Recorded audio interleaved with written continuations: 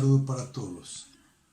Hoy vamos a hablar de los criterios que se deben tener en cuenta para realizar una planeación de clase desde la pedagogía crítica. Por lo tanto, es necesario entender qué es la pedagogía crítica.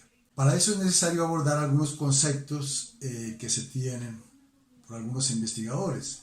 Según McLaren, considera la naturaleza dialéctica de la pedagogía crítica habilita al investigador de la educación para ver la escuela no simplemente como un lugar de adoctrinamiento o socialización o como un sitio de instrucción, sino además también como un terreno cultural que promueve la afirmación del estudiante, el diálogo y la investigación como soportes fundamentales del proceso educativo.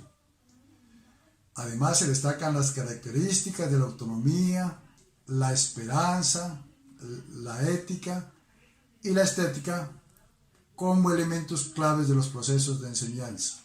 Por lo tanto, es necesario tener en cuenta 3 criterios para poder impartir un buen plan de clase.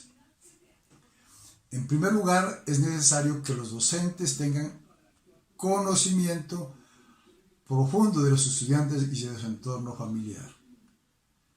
En segundo lugar, es necesario tener conocimiento y dominio de la temática que el docente va a impartir. Igualmente, es necesario conocer cuáles son las barreras u obstáculos que el profesor presenta a la hora de impartir sus clases. Respecto a este primer criterio, el cual manifestamos que es importante que los docentes tengan conocimiento de los estudiantes y de su entorno familiar, podemos afirmar lo siguiente. En base al estudio realizado de la lectura, se logró comprender que el sentimiento que generan los niños, la falta de reconocimiento y afecto, se entiende como un resultado de los fenómenos de la sociedad actual debido al abandono de los niños por parte de la familia y de la escuela además, siendo hoy tarea del maestro promover y brindar este espacio a los niños que se encuentran alineados por un acontecer familiar y social, donde se carece de los medios para interpelar los fenómenos sociales, políticos, económicos de la realidad. La realidad, como quiera se la conciba, es considerada por la teoría crítica como un campo de posibilidades. Y la realidad como un campo de posibilidades del sujeto sería de gran interés que se evidenciara y se promoviera desde el campo educativo y familiar. La realidad como campo de posibilidades se construye a través del pensamiento crítico. Y para la observación del entorno con claridad y exactitud, precisión y equidad, se necesita de una perspectiva emancipadora. Las condiciones actuales de la educación en nuestra institución no escapan a esta realidad. Y es así como citaré un ejemplo con una niña de estudiante de grado tercero a la que siempre permanecía distraída. En el momento de impartir la clase se me ocurrió preguntarle que cuál era la causa de su tristeza, a lo que ella manifestó de una manera espontánea y literal. Su padre se encontraba en la cárcel. A lo cual nuevamente pregunté cuál era la causa y ella contestó que su padre lo acusaban de hurto. En ese momento comprendí que la actitud de la niña y de su poco interés por aprender y su desconcentración, bien, en este caso por supuesto no es el único, ya que la mayoría de los estudiantes presentan dificultades de concentración que son causa en el seno de las familias.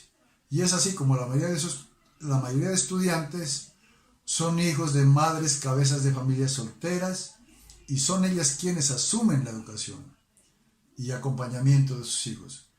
Incluso varios estudiantes, la custodia la tienen sus abuelos. Por lo tanto, es una situación compleja y es ahí el papel del docente es determinante. es donde se debe convertir en un consejero, en un padre, en un acompañante en la parte socioemocional del estudiante, al cual debe expresársele solidaridad, amor, tolerancia y mucha comprensión. Asimismo, es necesario considerar, en segundo lugar, tener conocimiento y dominio de la temática que se va a impartir por parte de todos los docentes, por lo cual es necesario contar con capacitación y acompañamiento por parte de docentes expertos que manejen la materia y que estén comprometidos con la educación. Y en ese sentido también en el estudio que podemos mirar, donde se hace referencia a los mentores que acompañan a los docentes, se puede precisar esas condiciones. Y muy importante es el acompañamiento en la parte para superar los conflictos emocionales, evitando así que los docentes abandonen tempranamente la profesión.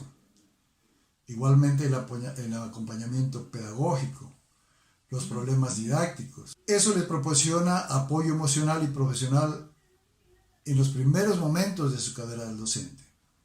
Desde su experiencia y conocimiento profesional docente, estos docentes ayudan mucho a lo que es la educación en sí, al educador como principiante.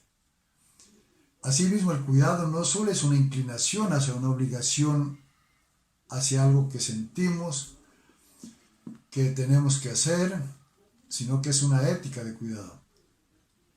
Se trata de una obligación moral profunda. El cuidado no se encuentra en individuos, sino más bien en las relaciones con los otros.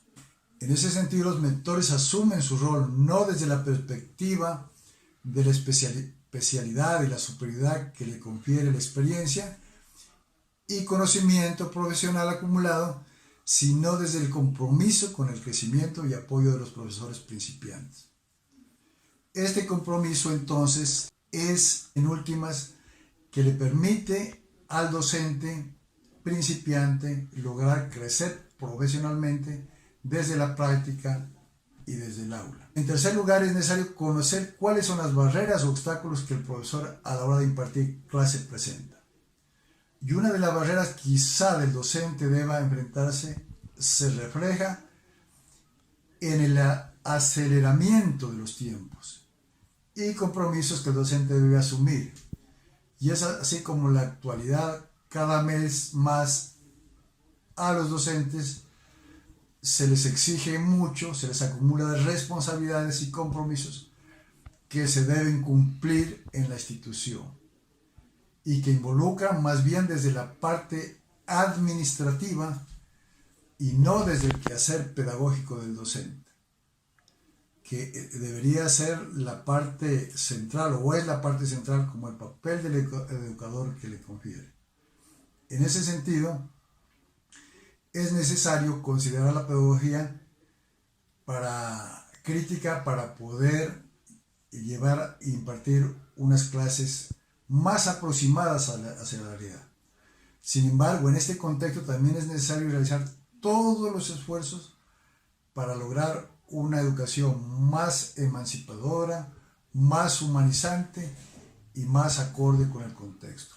Muchas gracias.